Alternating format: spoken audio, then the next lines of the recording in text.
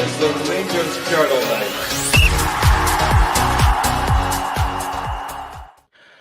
Good afternoon, ladies and gentlemen. Welcome back to the Rangers Journal as we come out of our friendly match this afternoon to Middlesbrough. 2 goals each at the end of the game.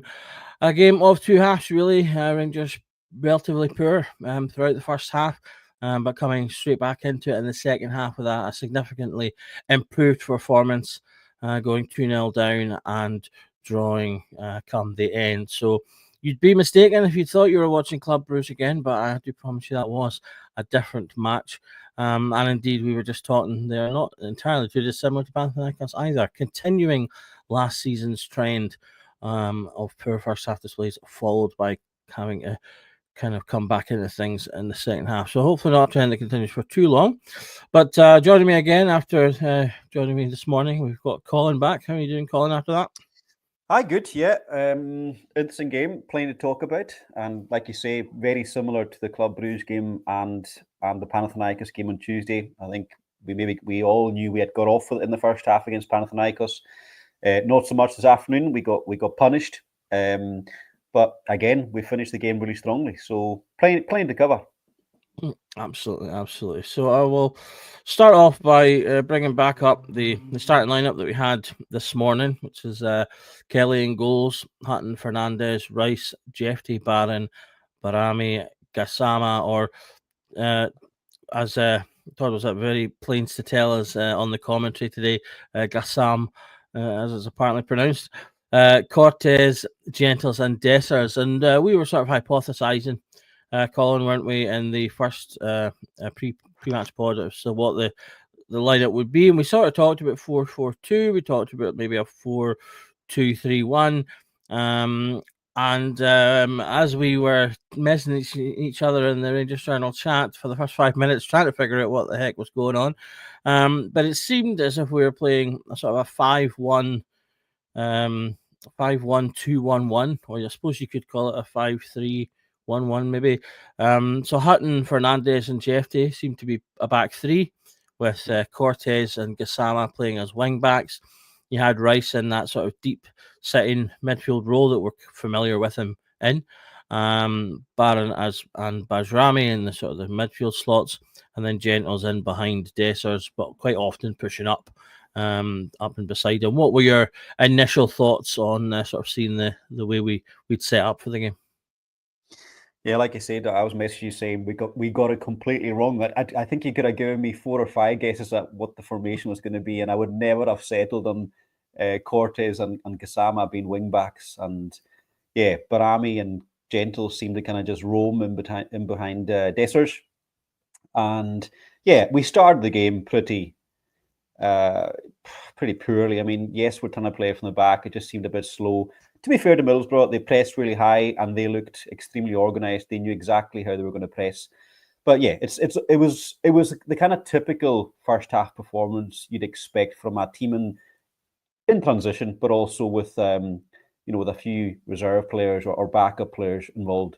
That was a tough afternoon for the likes of Xander Hutton to come into that team in a formation they probably haven't played and being asked to do what the manager wants to do, playing out from the back, a lot of responsibility on their shoulders. So, yeah, there was a few players that stood out. There was a few players who probably didn't do themselves justice, and I'm sure we'll get into it. Absolutely. So starting with the game, as you sort of touched on there, it was very high tempo from really the get-go. Both teams really kind of got into things, but Middlesbrough, I think, sort of on top of it for the majority of the early exchanges and indeed throughout the first half. I was quite impressed and surprised, to be honest, at how quick the game was being played and how quickly people were on each other. Both teams, were quite clearly trying to press high. Middlesbrough getting the better of it in those early exchanges. What were your thoughts kind of on the tempo of the match? And then obviously, as I say, Middlesbrough really were stealing the ball a lot. We were making a lot of early mistakes and losing the ball quite a lot in the defensive areas. Yeah, there were points in the game where you're probably thinking to yourself, why have we taken this friendly? Why we selected the players? It doesn't really seem worth it. But I think by the end of the 90 minutes, it was definitely a worthwhile exercise. And we're always going to say that, with how strong we were in the last 15, 20 minutes, it was much better. But the tempo was high, and that full stand being full of Middlesbrough fans, they were certainly very vocal. They were enjoying their day out, which added to the atmosphere, and I think it added to the competitive nature of the game. There was quite a few, shall we call them, meaty tackles throughout the 90 minutes, especially after Raskin had come on. He seemed to be a target, and so the tempo of the game was good throughout. Really concerning, I suppose, in terms of our playing out from the back. It's fine to play out from the back, but you've got to do it with urgency. Far too often the likes of Xander Hutton, I think, was caught. Fernandes was caught once or twice. Barron really struggled in the first half. Again, it's down to our ability to play from the back, but also how good Middlesbrough were at pressing. Barron was much better in the last 20 minutes when we had more of our familiar first team players on the pitch around him. He looked a lot better.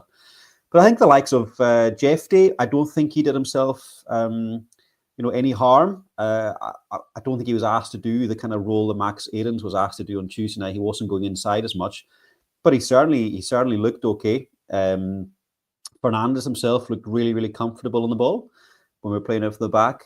Switched off defensively a couple of times, but I think from what we've gathered from our friends down at Peterborough, that's what we've come to expect. So hopefully he can improve on that. I thought Josh Gentles showed some good touches, some good link-up play. He was involved probably in our best moves in the first half. There was only 2 of them probably. But Dessers, again, I think going back to Tuesday night, our inability to get Danilo involved in the game and to get him touches. Same with Dessers in the first half, probably the first 60 minutes. Our number 9 really struggled to get him into the game. Yeah, absolutely. I think that's definitely on the money, and you were on the money as well. And the pre-show, I mean, you said that Barron would likely be a very busy boy in that lineup, and I have to say you've called that one bang on. He was very, as you say, very, very much in and about it in that first half, but not necessarily to the better. As you said, quick start to the game, a lot of pressing, and Middlesbrough winning the ball, and creating chances and getting opportunities. And in the sort of 8th minute, they did break the defensive line. Good chance saved, which led to a corner. And the result of that corner led to Middlesbrough getting the first goal just before the 9-minute mark. Quite a soft one, I think. The ball comes in. I think the Middlesbrough, one of the Middlesbrough players, I think, wins his first header, but it doesn't really change the flight of the ball all that much.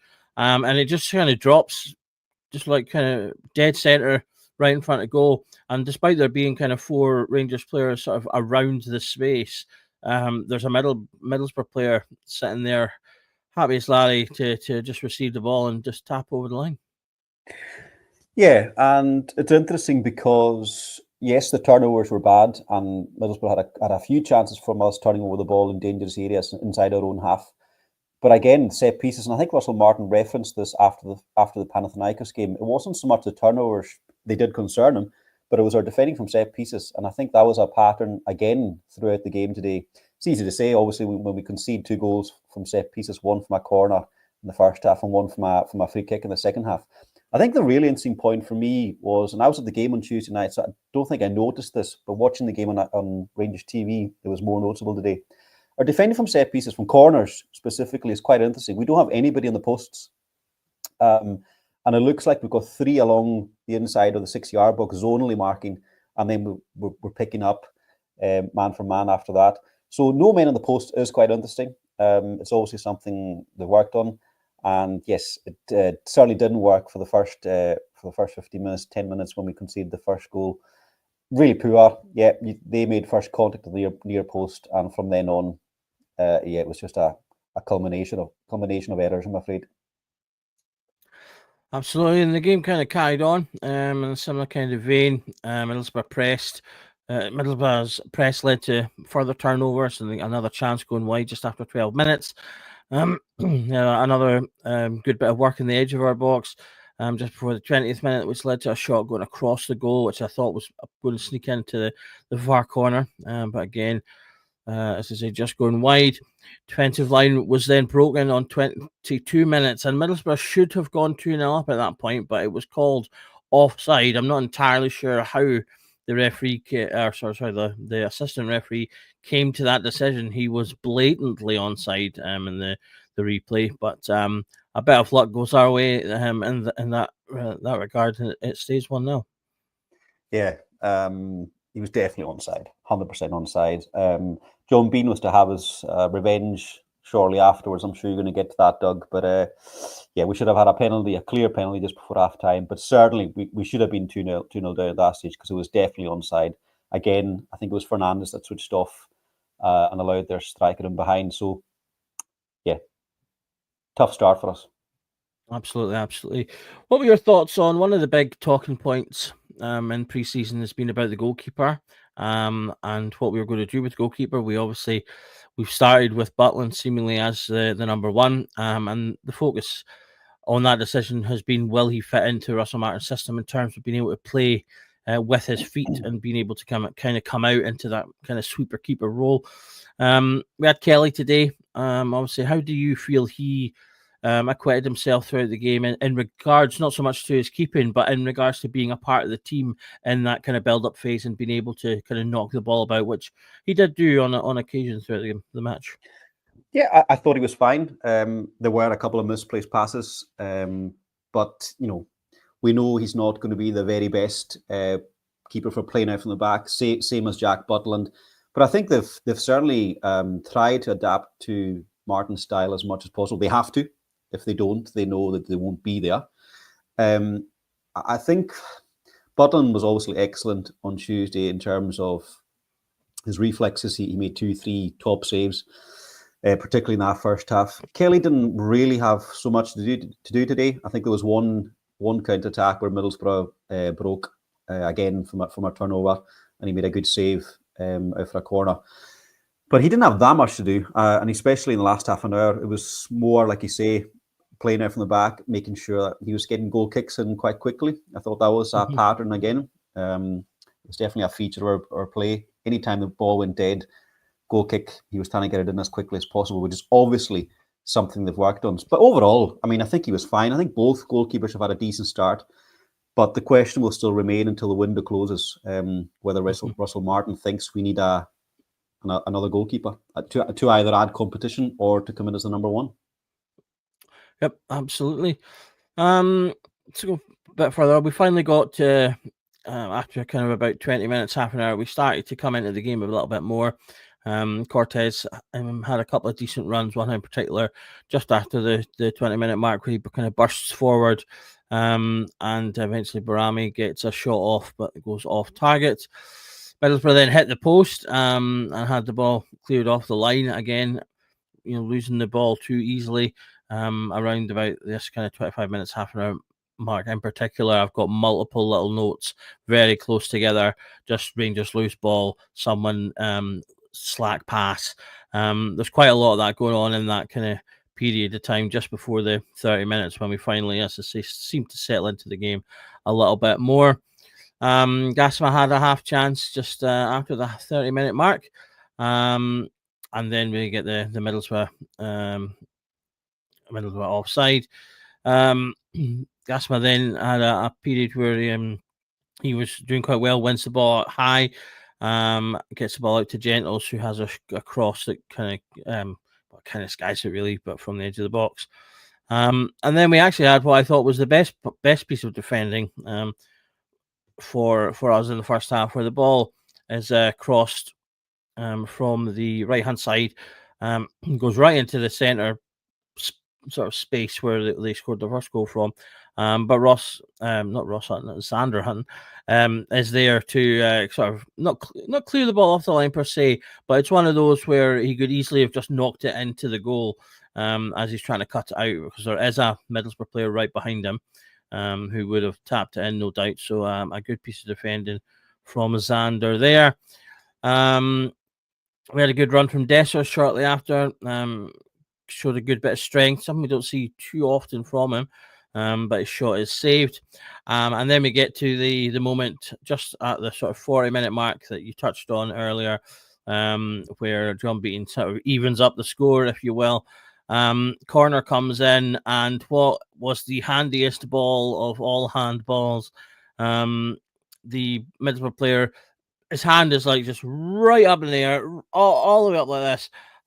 He's kind of going backwards, and the ball has come off another defender and is going to go into that central box area, into the danger zone, and then he's just like poof, and bats it away. But somehow neither John Beaton nor his assistants saw that one. Yeah, a few pointers on that. So I think for the 5 minutes between that incident and half time, Russell Martin was pictured on camera shouting ref, ref, ref, trying to get his attention. Obviously, John Beaton was ignoring him. Solid minute, just yeah, it was clear he was fuming. And just before the players came out for the second half, he was with the video analysts, obviously looking through that incident again. And of course, as everybody knows, Russell Martin spent the second half up on the media gantry, or close to it, which I wondered was, whether that was his choice or whether he had been sent up there in the kind of pre-season friendly version of being sent off. And I'm led to believe that it is the latter. I think he had words with John Beaton, and if that's true, I'm led to believe that that's why he spent the second half up there. So he obviously wasn't happy with the decision. It was a clear penalty. Luke Ayling had his back turned, and then his hand was up behind him. Clear penalty. So John Beaton starting as he means to go on, probably. Absolutely. That's a really interesting. I didn't know about that he'd been sent up there. That was going to be one of my questions about the second half. But because I thought, had that been just him deciding to go up there on his own, I thought that was quite interesting. But I'll be interested to see which way that was then. So after that, there's another decent burst into the box from Cortez, but he has a poor pass. We eventually lose the ball. Well, I've just lost the comment here. Darren says Cortez offers nothing. Couldn't tell you a single thing he's good at. I thought Cortez was okay today. He showed like signs. At one point, I put into the group chat that he was kind of showing a little bit of light at the end of the tunnel, but the jury was still out as to whether he just continues to have that without the output, or if it starts leading to goals and assists. What were your thoughts on Cortez, who obviously divisive figure for us, and someone that really needs to come good this year? Yeah, I think the comment's fair. He's becoming a really frustrating figure, and I think it's always, when we talk about Cortez, it's within the context of the sum we've paid for him. It's really frustrating because you can't. He's working hard. He's working hard for the team, and he looks fit. Defensively, he seems to do his job, but he wasn't brought in for that. He was brought in to be creative, to go past players, to be a winger and a difference maker for us in the final third, and that is not happening. He had a couple of good runs, but the final product's just not there, and it's really frustrating for him. And the sad part for him is, with the likes of Gassama coming in, with Curtis becoming such a prominent figure, and he's just excelling, and with probably more additions in that area, I think he's going to struggle to get minutes, which he needs. So I don't know if we can sort of loan move out for him. I don't know if that's realistic. Maybe I'm completely off the mark on that one, but I think he's becoming a really frustrating figure for Rangers fans, and I'm worried for him now. So let's see how that one pans out as the year goes on. So we went in at half-time, 1-0 down, and came back out with just the one substitution. Cyril Dessers goes off. No real big surprise there, as you say. Didn't really have much of anything going on in that half. And I was very pleased that Lau Cameron came on to have an excellent game as well, it must be said. And the formation seemed to change to a more sort of standard 4-3-3 at that point as well. As I say, I've had in my notes there that Russell Martin moved up and into the stands. So whether that was due to disagreement with the referee or just to get a better view of things, I'm not sure. Although I'm sure either way, it will have been an interesting view for him. And really from the get-go, that second half, things were much improved. This is Cameron from the start played really well. Coming on, he'll have done himself no harm with his performance. I think did he get the in-stadium man of the match as well? I think man of the match, he did indeed. Yep. So as I said in the pre-match, I was hoping to see him, and so I'm very happy that he's come on and played so well. But also, I think the change to the formation, a big aspect to just things improving. The players looking more comfortable, getting into the game more, and yeah, like I say, just improvements all around. Yeah, we looked a lot more comfortable from the start of the second half, changing back to the regular 4-3-3 that we saw on Tuesday night, and that we've seen throughout pre-season, which is understandable. Players have been training in a certain way. When they're asked to do different things, it's difficult. So we certainly looked a lot more comfortable. Cameron for Dessers was a great substitution, and I think while Cameron is the biggest positive from today's friendly, I think he's done himself absolutely no harm whatsoever. Yes, he got man of the match. Everything he did was excellent. He was great out of possession. He was pressing. He was linking up with Conor Barron and the other midfielders. He was taking the ball off the back line, off the back four in the second half. And not only that, you can tell when a player is comfortable on the ball. He was taking on the back foot on the half turn and driving with it, and he can carry the ball. And that's something we've not always had with our midfielders. So with him, the likes of Asgard, I think it's really, really exciting. But huge day for Lyle Cameron. Obviously hasn't really had much of a chance up until now. And I would imagine that he's definitely put himself massively up the pecking order in terms of Russell Martin's thinking for Wednesday and for Motherwell away.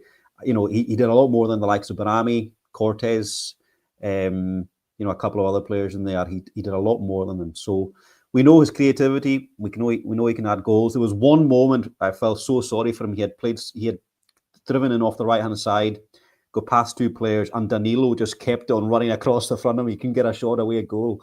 But yeah, really nice touches and just an excellent performance from Lyle Cameron, both in and out of possession, which will have really impressed the manager, I've got no doubt.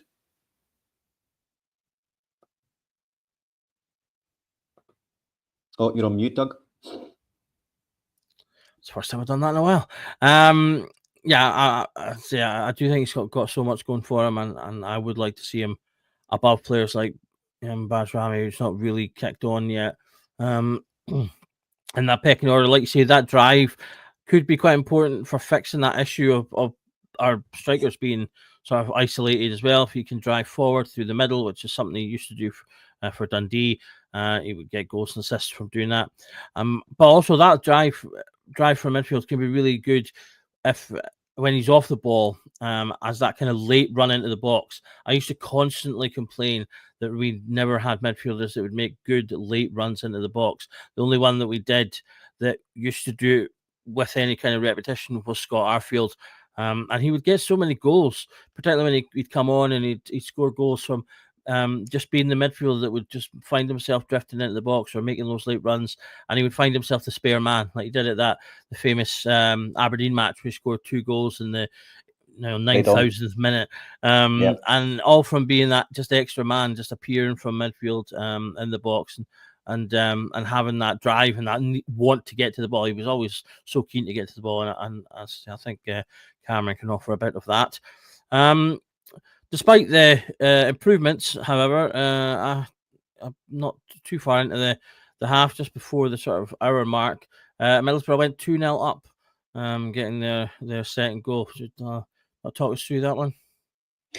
Yeah, free kick out on the left-hand side, deep to the back post, and I think it's Fry, their centre-half, biggest player in their team, gets free at the back post, and you're asking yourself, how can they possibly allow that to happen? I think it was Xander Hutton who was nearest him. I'm not throwing him under the bus because I'm not 100% sure that he would have been the one of our backline marking him or supposed to be marking him, but he ended up being the closest.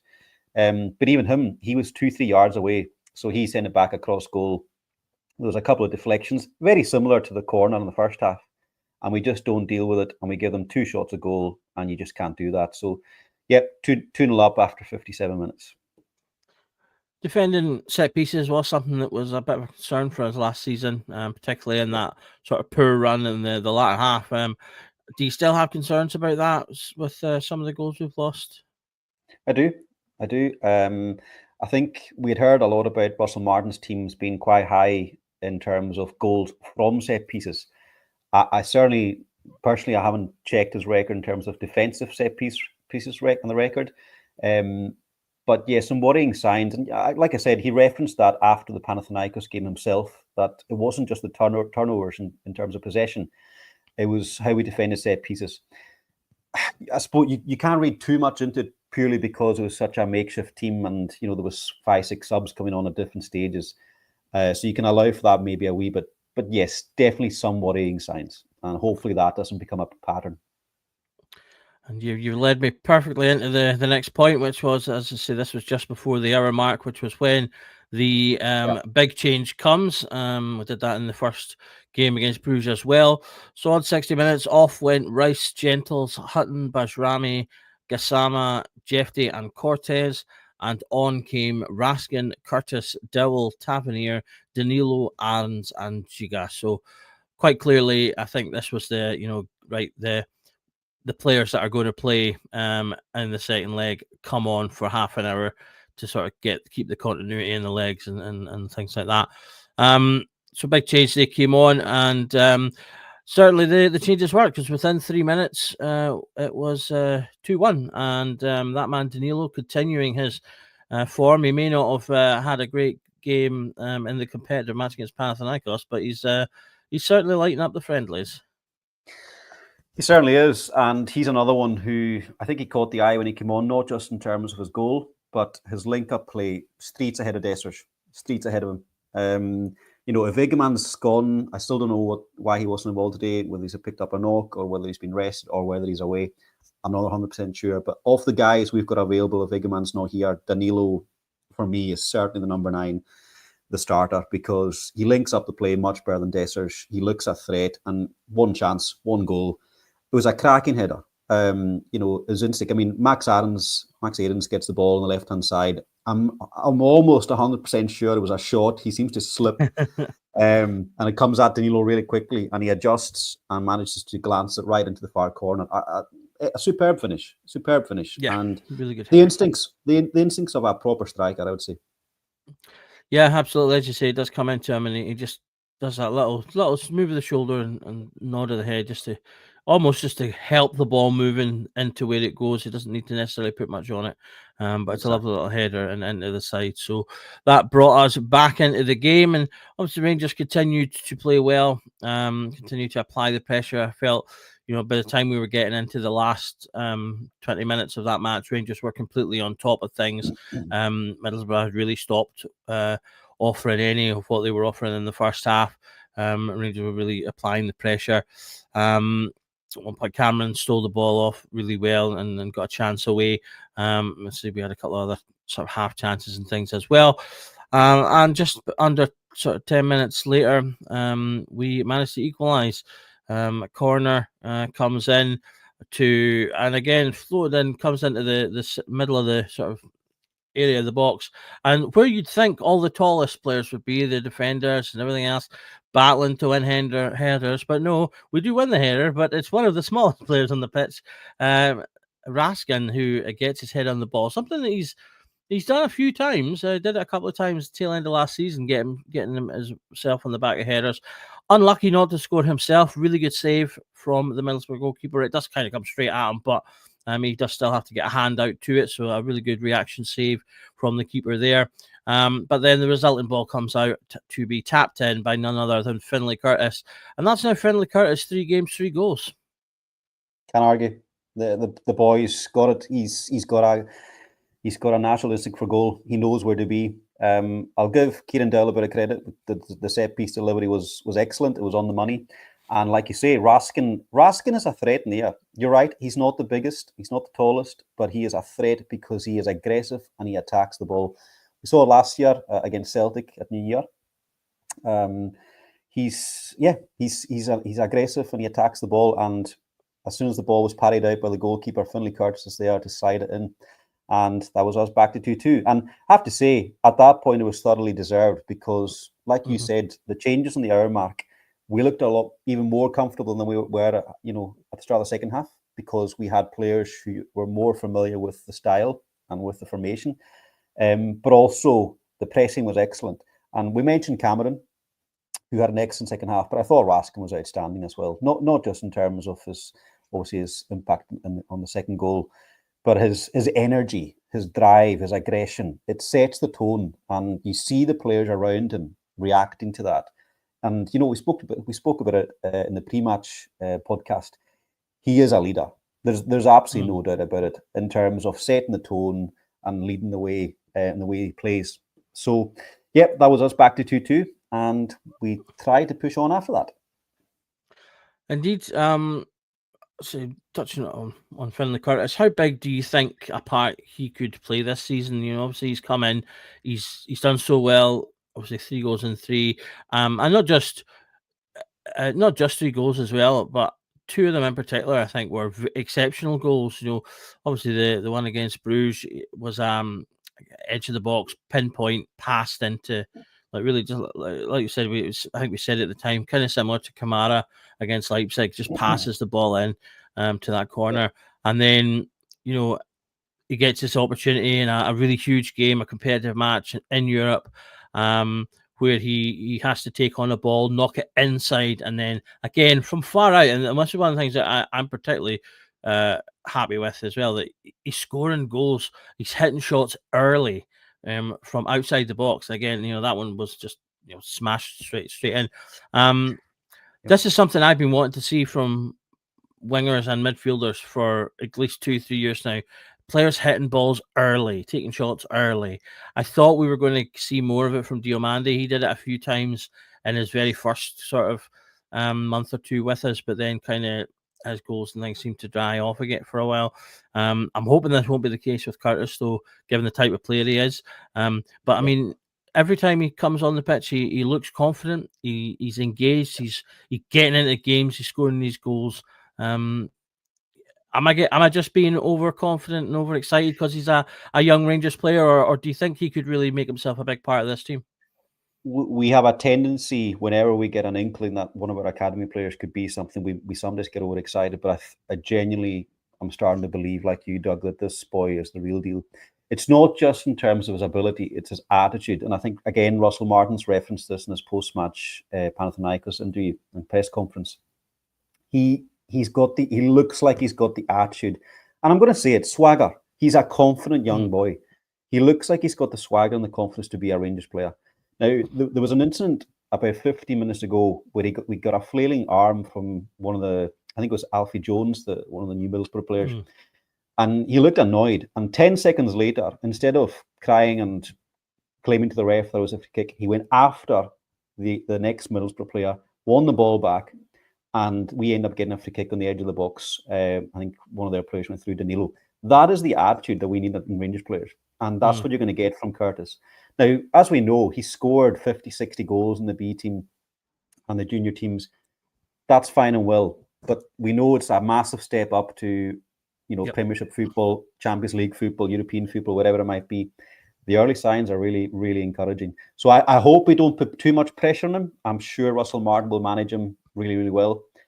But for me, whoever's starting out wide on Wednesday against Panathinaikos, Finlay Curtis has got to be on that team sheet. And I would hope it will be Gassama maybe on the other side, but time will tell. I do think as well, it is interesting to see that kind of relationship between Raskin and Curtis developing on that left-hand side. I think that could be really, really important because, as I mentioned previously, Raskin is such a good communicator. He's a leader. Does him no harm, Curtis, having Raskin on his side of the pitch. Absolutely. Definitely a player I'm getting excited about from this pre-season. So we've got some backup to your point here from Paul. 4 lads saying that Martin got sent off at half-time for complaining about the handball. So it seems that story does indeed have legs. Bit much, I think, for a friendly, really, surely, unless he's not from Russell Martin's side. I'm happy that he's enraged by what was such a blatant penalty, but it seems a bit much to have sent him off if it was just a behind-the-scenes thing. But there we go. So, as we said earlier, Cameron was given the sponsors man of the match. Would you go with that, or is there anyone else you want to sort of give a shout out to? I was delighted Cameron got man of the match because I think we're all desperate for him to do well. He's come in from Dundee. He's Scottish. I think the argument's going to, rage on whether, he's better than Lennon Miller. We've spoken about in our own group chat, Doug. I think he's right up there. And I hope that he can be much better than Lennon Miller, actually. And we've got him for a fraction of the price. So, yeah, Lyle Cameron's the biggest positive for me today. In terms of man of the match, Raskin was probably right up there because he changed the game as well. I think he was a real driving force for us.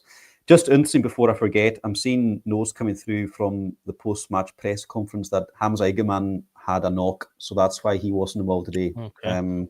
So no concrete news on him leaving. So he had a knock, and it's hoped that he'll be back involved on Wednesday. And they're also hoping that Tello Asgard will be available to be involved in the squad. So that's two bits of good news, I would say, from the post-match press conference with Russell Martin. Good stuff. Definitely, I'm definitely looking forward and anticipating Asgard getting some minutes at some point. And yeah, if Egeman's taking a knock, that's fair enough. Yeah, I think. I'm just going to stick with the sponsors man match. I think with Cameron, because I'm totally biased. Totally biased in my excitement for that player, so I'll stick with that. But I think everyone that came on acquitted themselves well. I say Aaron's. Let's say we'll give them the benefit of the doubt. An excellent cross for the goal. Daniil played well. Tavernier was fine. Well, Dowell was Dowell. It's funny when you were saying we'll give him credit for that corner. My mind immediately went to, what was that, about 3 minutes before the end, where he goes out and he wins the ball really well, nutmegs the boy, and then just sails right across the pitch. It sums that sums Kieran Doyle up and his time at Rangers. He can do nice things, but in terms of final product, final pass, final shot at goal, it just hasn't happened. I think he had a very good chance against Panathinaikos with the header at the back post, which he should have buried on Tuesday night. Again, we're talking about it. Could he start on the right-hand side on Wednesday against Panathinaikos? Again, it's entirely possible. I would hope not. I genuinely think Finlay Curtis has definitely done enough to keep his position in the team. And Gassama, although actually that was probably one of the points in the first half, probably a bit of a frustrating afternoon for Gassama. Don't think he saw enough of the ball. Quite often we had the fullbacks or the wide players getting possession of the ball and not getting it into Gassama's feet, not getting it into Desser's feet, as I referenced earlier on. But I have no doubt that he'll be ready to go if called upon on Wednesday. And I hope he starts. I hope Gassama and Curtis start. Definitely agree with that. I think Curtis has absolutely put his claim on that position. Well, I'll take that point now to bring us to a close. To say thanks everyone for tuning in and being in the comments. Lots of good points being made. Lots of excitement about various different players going on. Another game of two halves for Rangers, and this friendly, our last friendly of the pre-season. Back to business against Panathinaikos, and then we'll have the league to start. But things looking decent, I think, once the players that we expect to play came on. Things looked bright and dandy again. A good run out for everyone. Even the ones that maybe didn't play so well, they certainly got the minutes and the legs that we were talking about. If you are not already a subscriber, then we do ask you to please like and subscribe the channel. We've got stuff coming out pretty much daily at this point now, Monday to Friday, often 2 shows on a Friday, depending on Scotty's want to rant about something. And pre and post match for every game coming up. Big match for Rangers coming up against Panathinaikos now. We've got to finish what we started after a good 2-0 win and get ourselves into that next round of the Champions League qualifiers and guarantee league phase football for the foreseeable. Do you have a prediction for the game before we go, Colin? Tough to say. I hope we start strongly. I think Joe Rothwell was quoted as saying that we're going to go and attack them, try and score more goals. By all means, I just hope we're a bit more secure in possession of the football and don't give them easy chances in transition or when we turnovers. So yes, I think we'll go through. I think there'll be a few tense moments, especially if Panathinaikos were to get the first goal. But full belief that we'll have enough to get through the tie, and that will be excellent to get through the next Champions League tie. And obviously, as we know, don't look too far ahead, but a decent draw in the next round. So fingers crossed the boys can do it. It's certainly been a positive week for Rangers. Absolutely. I'm gonna say a 1-1, I think, to give us 3-1 overall and take us through. So thanks everyone for tuning in. As I say, we'll be back on Monday with more content. So do tune in, hit that like and subscribe button, and remember that every night is a Rangers Journal night. Have a good weekend, guys.